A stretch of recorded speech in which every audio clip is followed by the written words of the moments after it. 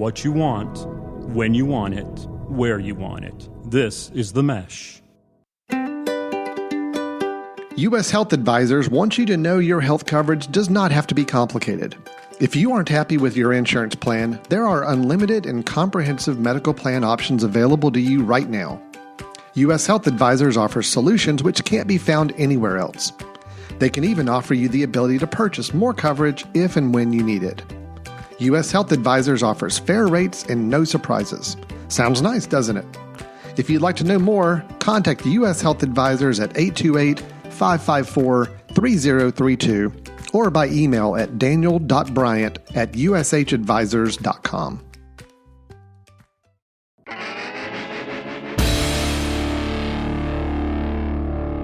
I'm with the band. Music and interviews you're going to like.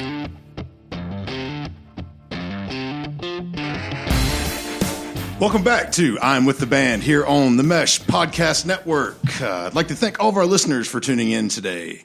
I'm With the Band. If this is your first time listening to this podcast, we invite musicians of all types to discuss their current projects, touring life, and their lives as musicians. We're excited to be back today with the great local Justin Clyde Williams here in studio today. Welcome, brother. I appreciate you coming. The crowd goes mild. Very mild, man. Nobody's clapping me. How you doing, Moose, man? Good to see you. I'm doing good, man. I'm so glad to have you here, man. I'm glad to be on, dude. I'm glad we could work this out. No doubt, man. No doubt. We met a couple months ago. I've known about you for a while because I know you're much better half, Emily. I've known her for a long time. And you and I mean, not to even get somber, but you and I met at a funeral. We couldn't have met at a worse kind of situation, man. I'm glad. I was going to say something. I'm glad we're on some better ground. Yeah, I'm glad we're real happy. We were Justin and I both were invited to play at our friend's Randall's funeral, and that was a crazy experience. I've never had a chance to sing at a funeral. I know you said you've played at a bunch, and that's a bunch of them, man. And it's part of the trade with it, and it's hard to say no to, especially your friends. You know? For sure. And I don't like a funeral. Like I don't like the environment of it, like the whole just aura of it. I don't know the word I'm looking for, but like your vibe, I guess. Like the whole vibe. I just feel weird, man. Yeah, I stick up Randall, so hard, bless his heart. I love that man to death. He was a music head from the jump, and he would have absolutely loved it. It was great for him. But we're gonna move on from that. But I invited you on because I got to put my ears on Preamble. I appreciate that, man. Thank you so much. I'm giving you all them penny download streams on the iTunes. Do it, man. I need it. That's it, man. I haven't seen one yet, but we'll wait for it to come around. Don't spend it all in one place. I'm not going to, man. I have a big league chew addiction. So. That's right. You can buy half a pack of that. But, they're really great, thoughtful, insightful songs, man. Thank you, man. I appreciate that. That's a lot of my earlier work. I've wrote so much more since then, and I'm just rushing, chomping at the bit to get all this stuff out of here. But I'm glad I'm sitting down and have a chance to really talk about Preamble, man. I've usually, even myself, people are like, man, it's so great. And I'm like, yeah, well, what about this one? Let's go on. But I want to try to pull the rein back and talk about this one, man. I'm glad you put your ears on it. That's awesome. Yeah, that's the forward-thinking musicianship, man. You're like, putting out something like that, and then you're automatically always thinking, like, what's the next one? Exactly. What's the next one? Because, we get tired of playing them out. Of course, yeah. And it's one of those things where, as much as they're appreciated by the people that, that you're putting it out to, you're still always like, man, what's next? Let's do this thing. Let's put something else in. Man, I did a good, I guess it's a double-edged sword, depending on the way you look at it, but I recorded Preamble with a good friend of mine, Ben Rao, outside of Atlanta in his home studio, and I played everything on there except for fiddle, and we had a drummer. We contract out drummings to a friend of Ben's, and so I listened to these songs more than I would if I was just singing them or just playing guitar on them. Like, I played bass on these things, and he added instrumentation into it, and we did everything in single cuts. Like I did my acoustic and my vocal at the same time, and then I came in and added anything else. And I'm not a bass player, and I'm not the best lead guitar player, so we're going back and forth over these songs, and I did everything in one take. I didn't want to punch anything in. I wanted it all to be as organic and live sounding as possible, which is hard to do when you don't have a band. Right. But that's about probably one I of was the hardest. burned out on these songs, but by the time we released them, and I was playing all this other new stuff, but it's been popping up like on Spotify and stuff, man, like in my daily mix with other stuff that I listen to, and it's really cool looking back on it now and then realizing, like, no matter what you release, man, you should be proud of it, regardless. That's your work, man. For sure. I was going to, you brought up the players on that album too. And, yeah. Man, I was super impressed about the musicianship that was on that thing. Man. And we did no click tracks, no anything. And I never met Ken. Ken did the drums to no click track. He just listened to it and kind of jumped in wherever it went to. And right. I've known Matt for a couple of years now. He plays fiddle for the Piedmont Boys. Uh-huh. I told him, I said, man, what would it take to get you to come out to Atlanta with me for a day? And he'd never heard these songs, like, to listen to practice. Like, he'd heard me play them at shows.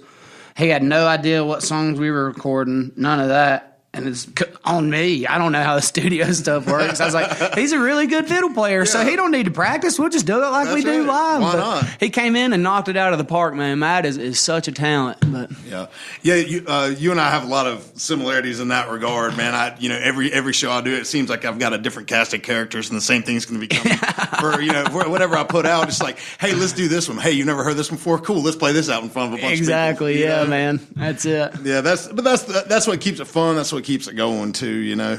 So with Preamble, if you guys go and I hope you do go buy it and all that good stuff, it's not a long one. There's 5 songs on that. Four EP. songs. Four man. songs in that cover, EP, right? Yeah. So 3 songs in a cover, excuse me. Yeah, so 4 total. Right, 4 total. Yeah. So is there a reason, because of just people's short attention span, you think that was one of the reasons you did that, or is it just... Me and Ben sat down and we discussed it very hard, because we live in an age of music now where it's all about singles. Most everybody you see that's working, at my level and your level and maybe the next level above us, it's not financially responsible to put out an album when you don't have anything behind it. Like, just say on average, like I've talked to some guys and they're charging, around $1,000, $800 a song. Now do the math on that for a 10 or 11 song album is a guy that works at Starbucks and plays guitar Wednesday through Saturday. Yeah, no doubt. Luckily for me, I've quit all my day work and just play music full time, but it was more financially and time responsible just to do 4 songs, and I needed something out in the world that was my brand with my name on it, because everybody that knows me for a vast cover knowledge, just playing in bars and learning anything that people want. I'll try anything, sure. Man, but I needed something. Like I'm trying to push my focus away from just being that bar quote unquote entertainer.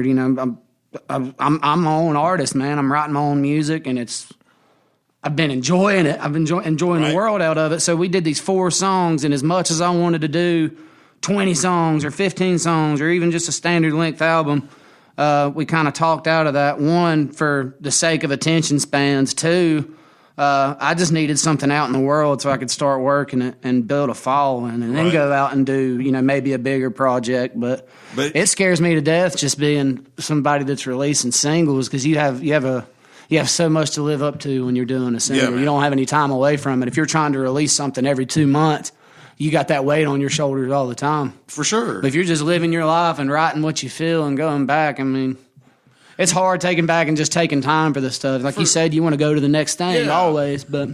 it's one of those things where, just being somebody who plays music out for a living, people are expecting you to play cover songs. I mean, that's just the way it is. And the venues that we play, how you win them over, man. You have to. Yeah. You absolutely have to. And you almost have to trick them. Yeah. You play 3 or 4 covers, you throw 2 or 3 originals in there, and like, hey, what was that? What was that? I wrote that one. Yeah, that's mine. Yeah. That's mine. Eat that. Take that. I've really started looking at it differently now, but I used to get so pissed, man, whenever I'd be at a show and then playing original music, and you got some drunk dude spilling a beer on you, like, hey man, when he's Skinnered, and you're in the middle of one of your songs, and it's like, buddy, you really, man, I talked to Chris Day, and it was he said something. It was very insightful. I put it in my phone, but he I love said, that, man. He's a great dude. He said musicians are emotionally entitled, and we are. God Almighty, we are. Like guilty's charged. Hell yeah! Like we set up. You might set up for a full blown show, pyrotechnics, lights, and everything at the damn Denny's. Yeah. But you expect everybody in there eating with their family or meeting with their friends, whatever you're doing, to be paying attention to you. But 9 times out of 10, the people that are coming to these bar shows, they don't know who you are. They don't care who you are. No, they don't. And even if they see you every week, like there's people that live in Hickory, man, that like come and see me all the time, know me, know I play music. Oh, man, you put an album out? And I'm like, 6 months ago. Like, where you at? Welcome to my world. And, you know, it's that thing. And with the age of streaming and the age of all, and the digital downloads and this, that, and everything, there's still something to be said for having something tangible to sell at your shows, for people to hold on to. Even if they don't even crack the seal on that son of a gun, they've got it, and then they're probably going to stream it. You know? Exactly. But it's just, you know, having that artwork and having, you know, something just to hold on to, you know, is just, you know, people want that. People still want that. My tattoo guy did Phil Franklin, Hellbilly Phil out of Dragon's Den there in Granite. He designed all my artwork for the CD itself.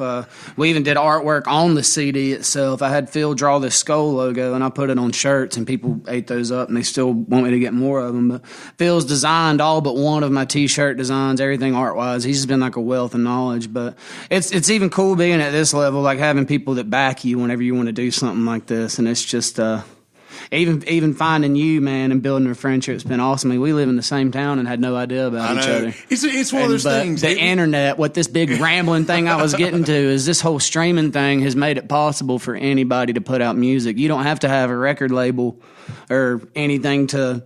You don't have to have any kind of backing to put music out there in the world. You can do it all yourself, man, as long as you got a microphone. You don't even need that. You record it on your phone and put it out there if you wanted to. But it's completely changed the game, but I'm definitely more of a physical guy. I wanted to make like vinyl LPs of this thing, and just because it was like my first release, and just to be like just do a few of them for people that really wanted it. And it's not too late, man. You can always go back. I can still go back and do that, and where I distributed through, I could still get vinyl through them. I don't even have to go through anybody else. Right. So it's just, I guess, just a time thing.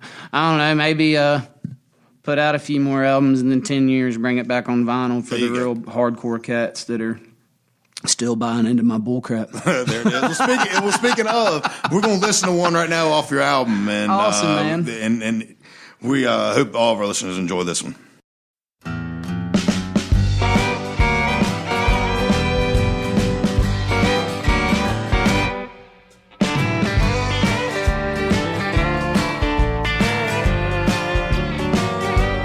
This old heart's been pining for that straight and narrow, but the whiskey keeps me crooked on that path. A hard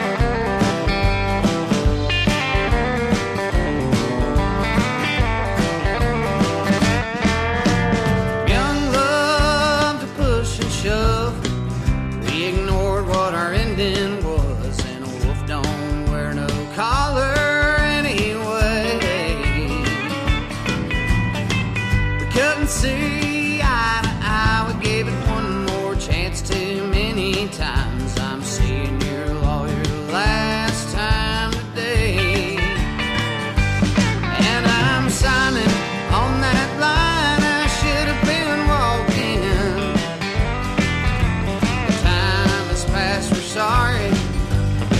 It's too late for talking.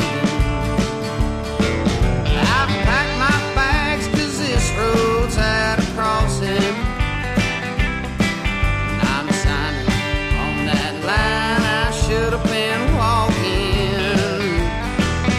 I'm sure your so-called friends will say they called it. I'm signing on that line I should have been walking. I'm signing that straight line I should have been walking.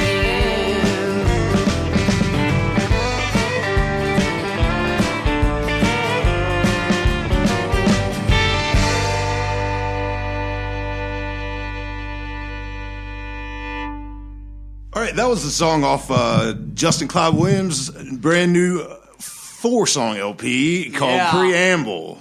And Justin, we were talking before we heard that about your position in music and how you go about it and how you get your music out there to the masses. And for the most part, I looked at your event schedule on the interwebs, and you're busy, man. You're busy, man. I'm very busy, but I'm not busy at the level that I want to be. Like, I'm not playing in as many different places as I want to. But Sure. I'm beating the damn road up in this little tri-state area, Yeah. and just everything I do is by word of mouth, man. I'm not very good at social media and staying with that. You got times to post and all this other stuff they tell you for people to engage. But man, I'd rather not do that at all. Yeah, I get it.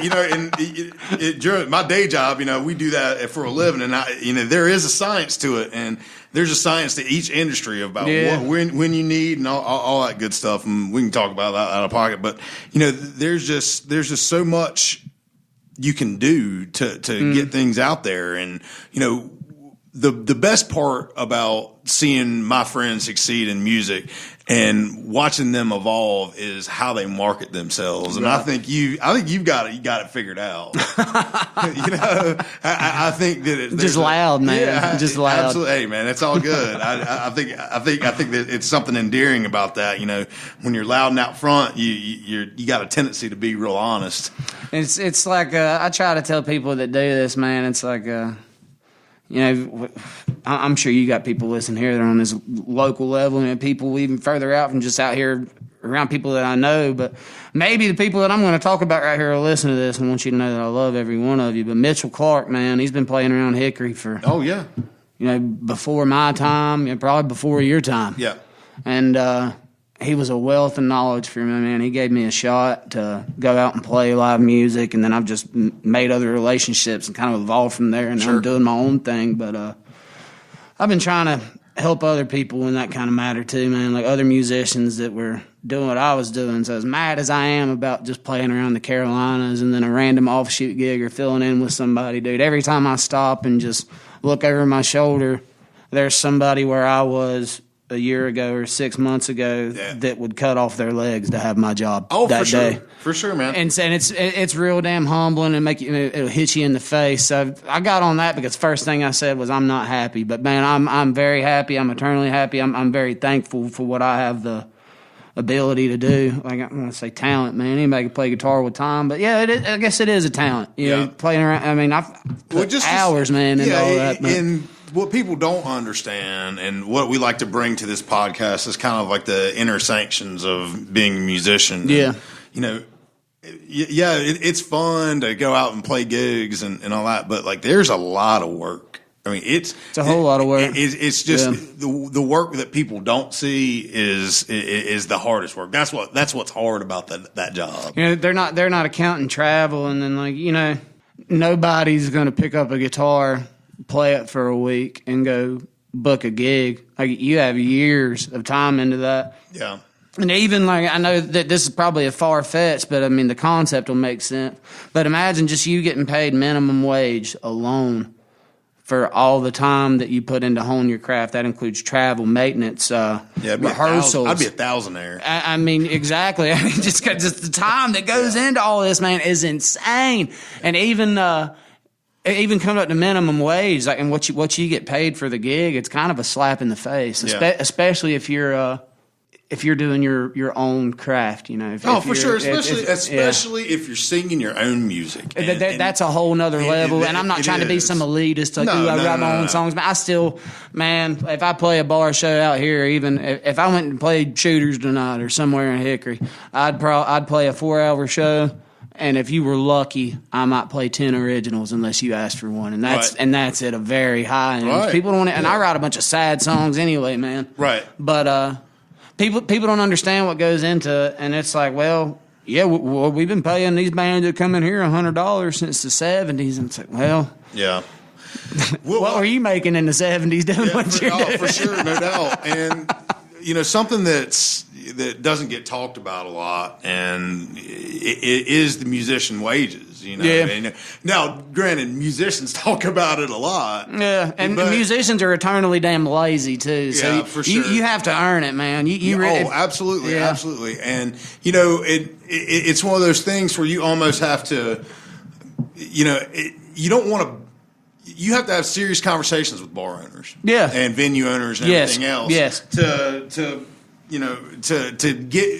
get what you think you're worth, and that's a hard conversation for a lot of people to have. And I think just like 100 a man seems to be like, man, even other states that I went to on a whim and filled in with somebody, it'd be like the gig paid 100, but then somebody's paying you another whatever out of pocket to get you. Yeah. The 6 hours back home, and but it's just because I think it's easier when you're talking to these people because as an artist, especially booking yourself, you want these people to like you. You want to build that personal connection. Oh, yeah. And so it's like, yeah, man, like I'll do you a favor and we'll just play this first one for, $100 a man or whatever. And if you like it, we'll continue to work. And then they book you again and they give you that $500 check, but you ain't got the stones to say, hey man, I didn't agree to this. Right. But as an artist, if you want people to believe in you as an artist, you need to believe in backing yourself and quit taking these, shit gigs that come up that you want to complain about. Like you want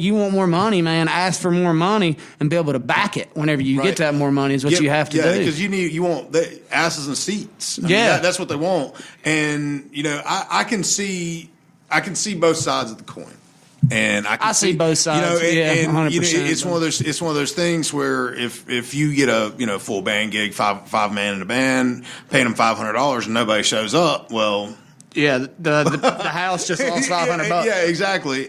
But and that's where it comes into. You almost have to become a team with those venue owners because you have to have the understanding where. The marketing falls not only on you as a musician to put it out there on your social and on your websites and everything.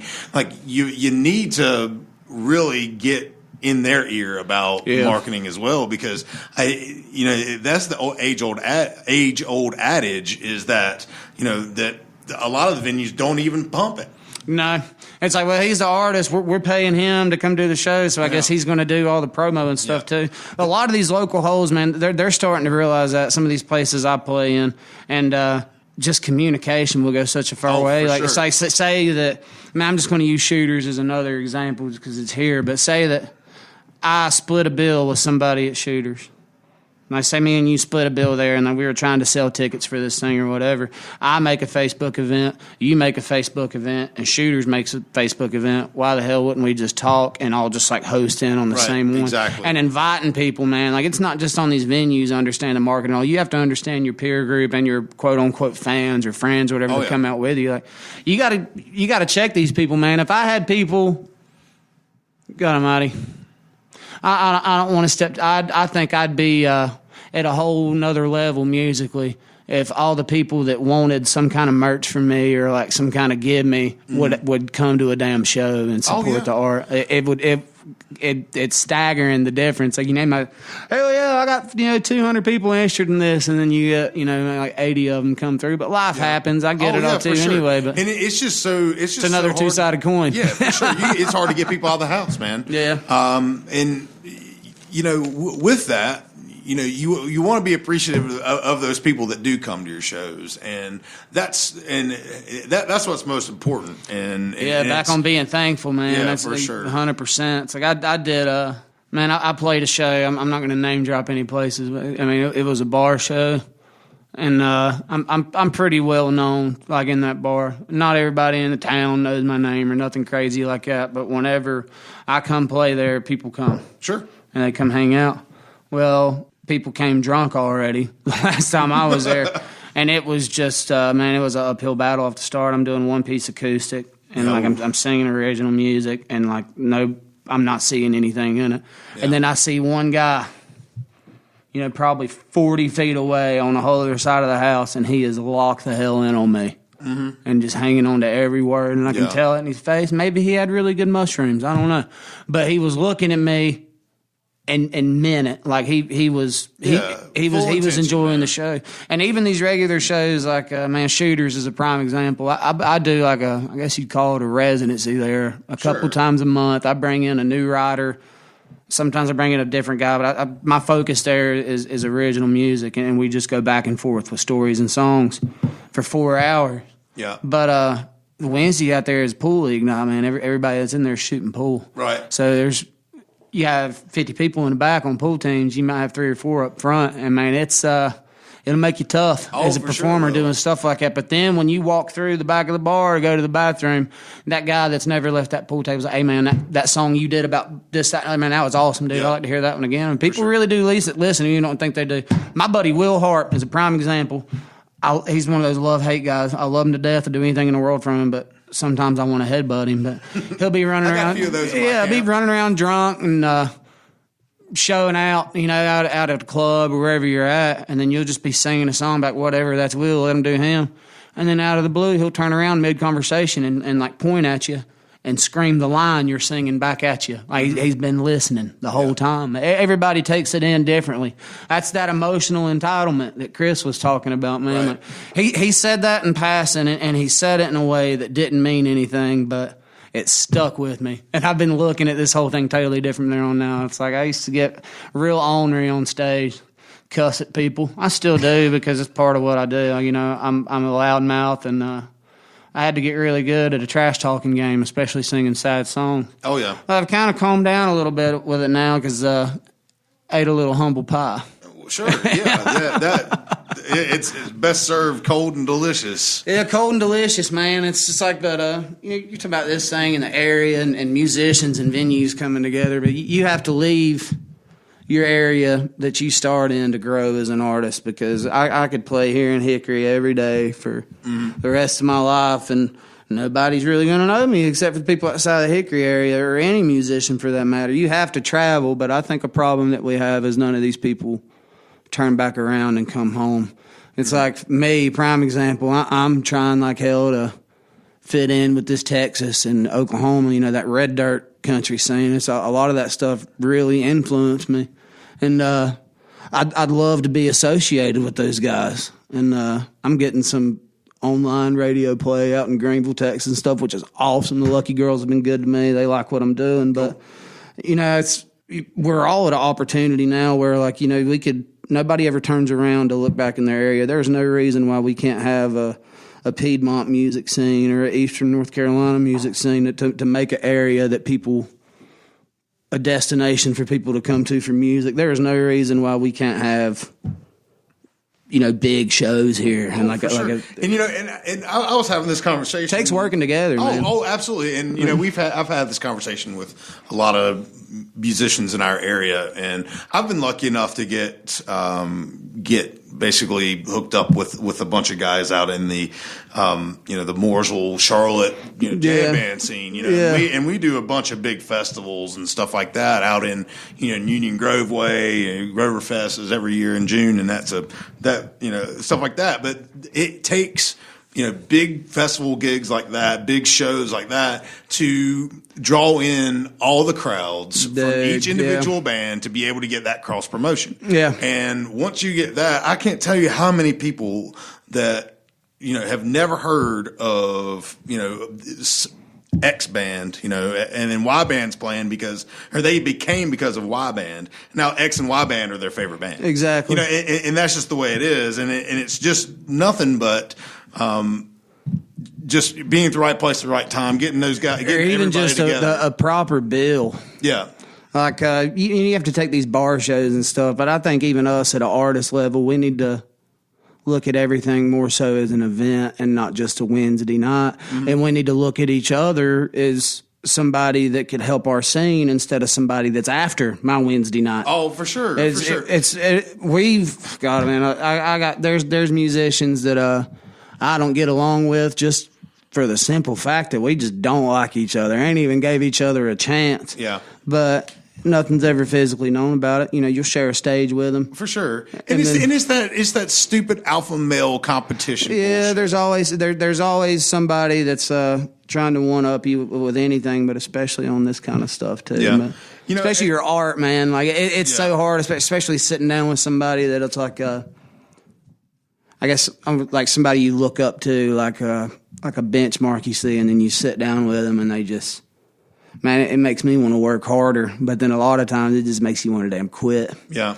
Emotionally entitled, baby. That's one of us. It's the name of this podcast, Emotionally Entitled. Emotionally entitled. I'm with the band and I have feelings. But here's the thing, man. Like, if it's those feelings that make us the people we are. It's those feelings that make us write the stuff that we do. I just feel there's a lot of running blind, man. And I really started realizing this after I met you. It's like you're, I don't know. I mean, if you've known Emily for a while, you're probably a few years older than I am, but not like another generation or nothing. No, man. It's crazy that we both work around here. And we never met face to face until the funeral. But it's cool how that happened, though. I mean, but we really, man, it's like everybody's got to get out of their own bubble. We're all running blind and just honing in on me, my project. But I don't want to say that South Carolina has been better to me than North Carolina, but I started playing out there. But I think that maybe it's just you say Greenville, right? And then Greenville, South Carolina. Well, Greenville, Texas is playing my music, but okay. I play in Greenville, South Carolina a lot, the upstate of South Carolina. Right. And I don't think it's that South Carolina is necessarily more supportive of a live, original, like independent music scene. I just think that there's more of it that's working towards something better, and they're kind of working together, man. Like, right. I've split bills with some hard rock outfits out in that area, and I don't even know what you really categorize me as. I write country songs, I write rocky songs, but based off Preamble, I guess you call that a country record, but yeah, it's one of those things where I hate to pigeonhole somebody to put them in a genre, and especially now the way I'm writing, man. The most recent one I wrote a blues number, like a real jazzy blues number, a bunch of wild chords in it, and it's totally different. I took a totally different sight picture than I do when I normally write, and I guess whenever I quit thinking about myself, like some of my early writing stuff was just cut and dry honky tonk and screw the system and screw Nashville and all this other crap, and just feeding into the horse shit that like you see all over the internet. And my buddy Tyler, man, he said promote what you love and just ignore what you hate, and that stuck with me. Tyler Hatley. Yeah. And since then I kind of changed the outlook on it, and I don't really, when I sit down to write a song, I haven't looked at one as like this is going to be a country song or this is going to be this song. I just either get my rhythm down or my vocal melody down and build off of it. And I've probably wrote 3 rock tunes and a couple blues numbers since I started looking outside of it from a country thing. But I'm definitely more country influenced than anything. Right. So, but all these guys, man, it's like across genres. I got off on a sidebar, but out there in the upstate, we all work together and support each other, and it's crazy how it works. We got a big bill coming up in New Year's, and it's just, I think we could spread that little family thing we got going to the guys that are from the area I'm from and the guys that are from the area these guys are starting from, but they're coming here because they're hungry and it works, and everybody's trying to build something out there through the Greenville area. And I mean, we got to spread that thing out, take over, hell, the Carolinas at least. I think we could do it. Oh, for sure. And, we were kind of poo-pooing on a lot of venues, but, man, there's a lot of venues out there that are just really receptive to original live music. There is. I'll give you a prime example. Shout out to my boy, Bo Norwood. Moose and Friends plays there. You play there at Old Dallas Brewery. Bo ODB's been solid for. What are you doing tomorrow? I don't know. We do a writers' night out there every other Wednesday. Anybody that's going to be listening to this thing, I don't know when you're airing this, when it comes through, any of that's going to work. Pretty soon. Yeah, but we got Every other Wednesday, we do a writer's night at ODB, and if you look up Old Dallas Brewery, you'll see the Songwriter Showcase attached to their page. And there's been a lot of good music written in that parking lot, just putting these minds together, people that would never meet. Danny Kaye, he runs around out there at Noda, and he is totally different than anybody else that comes out there. But some of those more rocky chord structures and stuff spark ideas. Me and Tyler wrote a song in the parking lot. People wrote songs for the following week just as a competition of themselves to say, man, I need to bring something new out here. But, man, we got a little coal out there getting pretty hot. I think we got something good happening out there at ODB, man. Bo's been really good. There's a few venues I know of in South Carolina for you to reach out to, even some people listening, man. Red's Watering Hole in Gaffney's been really supportive of original music. Tribble's Bar in Piedmont, South Carolina. It's a haul off, but if you want to tell your people that you're going on tour, by God, call Ken Tribble. They book everything out there, man. They do drag shows, the works. But that's crazy. They're supportive of everything out there at Tribble's and Red's, man. That's the people out there at Red's is like my second family, dude. We do private parties for them, Thanksgiving parties and stuff, and it's just those folks have kind of welcomed me into their life, man. The musicians and the fans alike, and it's just there's no reason why we can't have a little community like that everywhere. For sure. And it just takes a little gumption in doing it, man. Yeah, and I think we as artists need to work together, need to work with these venue owners and stuff. I just found out recently that there's some kind of listening room here in Hickory. Under the old theater or something. So I caught it in passing. I don't know anything about it. Right. But why don't we talk about doing something there, for like original music coming through? Sure. It just takes talking to the right people, man. It does. And there's a lot of folks in Hickory that are dying to have stuff like that. We went to my wife and I. We got invited to this. I guess it was like basically the first show of this music society called the Bird Song Music Society, and some folks in the Hickory area are putting that on. They had a great band come and play Hawktail a couple weeks ago, and they're looking at really starting to bring some original regional music in there and doing some cool shows like that too. So that'll be cool, man. Hopefully we're going to drag some people out of the cave and want them to listen to some of this. Man, I played a little spot out in Denver, North Carolina, and this was right after Preamble released, and I was like on a little high horse. Like my work had paid off, it was done, and it was time to just, sit back. Don't have to worry about recording. That's where your real work begins. And man, this guy came out, and I've been playing, this little Tri-County area here, Caldwell, Catawba, Burke, since I started gigging, in 2014. And this guy's like, man, you came on my Spotify yesterday, and then I looked you up, and it blew my mind that you came out to Catawba County, man. Thank you so much. I'm glad you're here. And I'm like, where the hell you been the last 5 years? maybe if I was good at social media, maybe we would have built a relationship a while back. There you go. But it takes something from everybody. We can sit here and gripe and moan about these growing pains all day, but you sit down and storm on this stuff for every one thing that I can think of that a venue owner can do or a bar can do or whatever can do. I can think of 10 things that I can do to make my life easier. But it's just, I don't know, man. It's really hard to look back at yourself. It's easier to blame somebody else. You know what I mean? We shift the blame on it. It's easy to complain as a musician whenever there's people that hate their jobs and love playing guitar on the weekends. Yep. But it's this is cool, man. I'm glad we're doing this. Oh, absolutely. And we appreciate you coming in. And, this is kind of a good segue to, we're able to do this podcast and we're able to have these conversations with help from our sponsors. And, if you are interested in becoming a sponsor of this show or any of the other shows on the Mesh Network, it's a great opportunity to reach a really target audience. It's super low cost. And for any information that you need, you can go to themesh.tv/advertise, or you can send an email to info@themesh.tv. But right now, we're going to listen to another song off Justin Clyde Williams' new album, Preamble. Hey.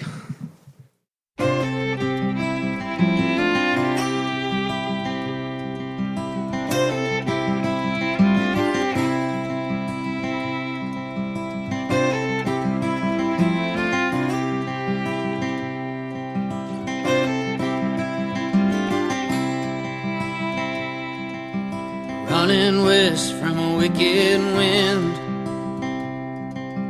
running till I find where the end begins. Since the truth didn't set me free, I cover my eyes so I can't see. This wound I have, time won't heal. What I tried to hide has been revealed. I'm the wound, time won't heal.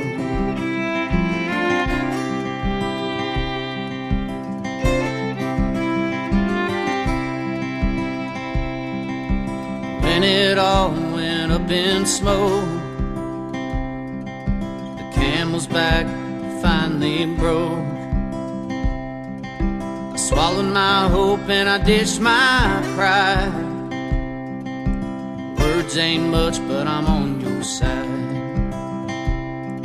This wound I have, time won't heal. What I tried to hide has been revealed. I'm the wound, time won't heal.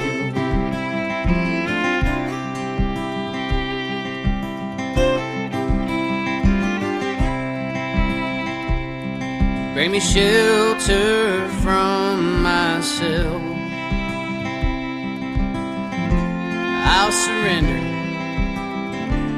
everything else to you.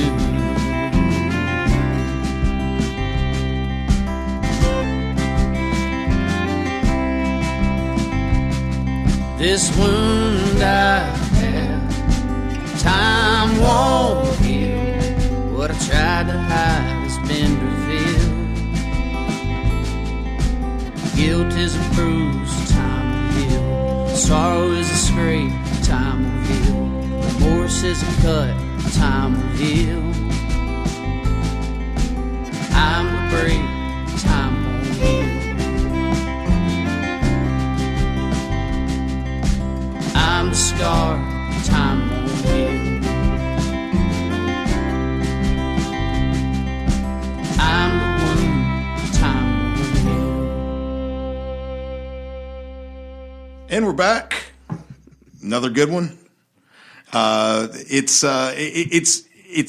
was so good to have you come in, man. I'm so excited we got to have this conversation and air all of our thoughts out to those that are out there for us. And man, we need to get on a bill soon. We need to do this. We need to do this for real. I think it'd be cool, man. One good thing I found about this area is like you have a dense area of musicians that just out and play, and I found like. And there's 6 or 7 bands that run around the same holes I ran in when I started, but they're all the same members. It's just guys split up doing different stuff. And I got in on that circuit, and you get your chops up and get working out, man. But I love playing any kind of music. Stylistically, you know, me and you have similarities and differences. Oh, but sure. I think we could have a ball together, man. No I think that'd be cool. Hey, real quick, where can people find your album and you and all that good stuff?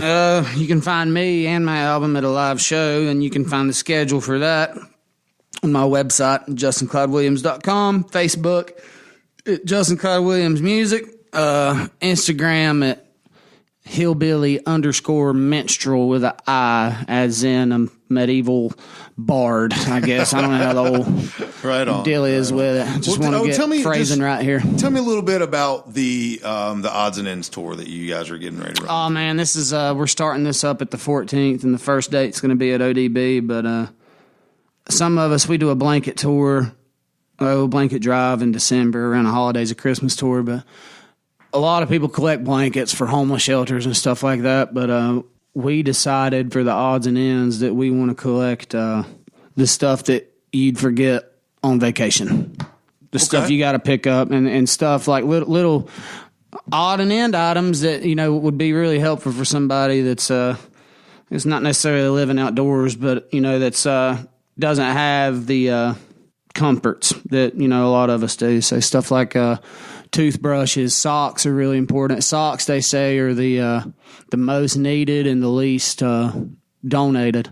But we're going to do underwear, socks, toothbrushes, women's hygiene stuff. Man, multi-tools would be cool. Like we got a guy that lives in our Bethlehem community. I can't remember his name offhand, but I've talked to some folks about him. I've been meaning to catch him, to talk to him, to maybe see some things that would benefit his lifestyle, the way he lives. But he lives the way he lives by choice. And I haven't had a chance to really talk to him. And we kind of put together a list. I got it right here. I'll just kind of shout out some of the things we're collecting here. Just to kind of give you a general idea. And you're doing a bunch of different dates with this. We are, man. Right? The 14th, we're at ODB. The 15th. Of November. Yeah, of November. So the 14th of November, we're at Old Dallas Brewery in Dallas. The 15th, they're going to be at Big Al's Pub in Mooresville. I'll be at the Evening Muse with Nick Dittmeyer and the Sawdusters. The 16th will be at Beantown Tavern in Matthews. The 17th, The Turn in Denver. The 19th, Queen South in Waxhaw. The 20th will be right here in Hickory at Shooters. The 21st will be at Tribbles in Piedmont, South Carolina. 22nd, Lake Bowen Country Club in Inman, South Carolina. The 23rd, we're coming to Mortimer's in Charlotte. And then we're taking a couple days off and doing a pre-Thanksgiving.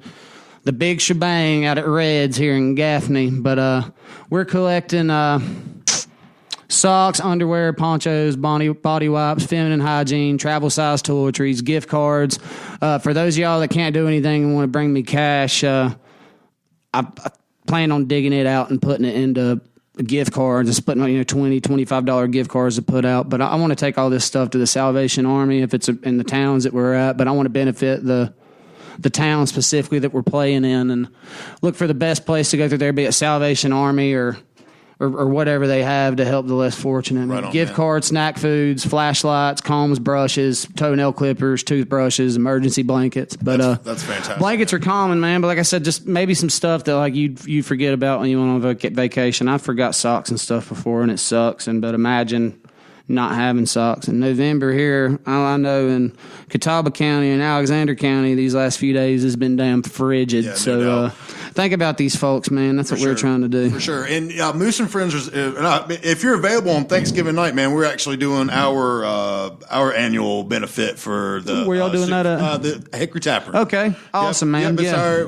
umpteenth some odd year, and we decided that we were going to start doing a benefit type situation. And that'd be cool, man. Yeah, for sure. And that's going to benefit the Hickory Soup Kitchen downtown. So if you got... And that's a canned food drive for that event. So if you're in town and want to get away from your family on Thanksgiving night, come to the Moose and Friends show. If maybe Justin Clyde Williams will even show up. Yeah, man. I actually took Thanksgiving off, so there you go. Maybe I'll swing by. Yeah, for sure. First time in 5 years. I haven't played Thanksgiving. My mom's waiting for that day.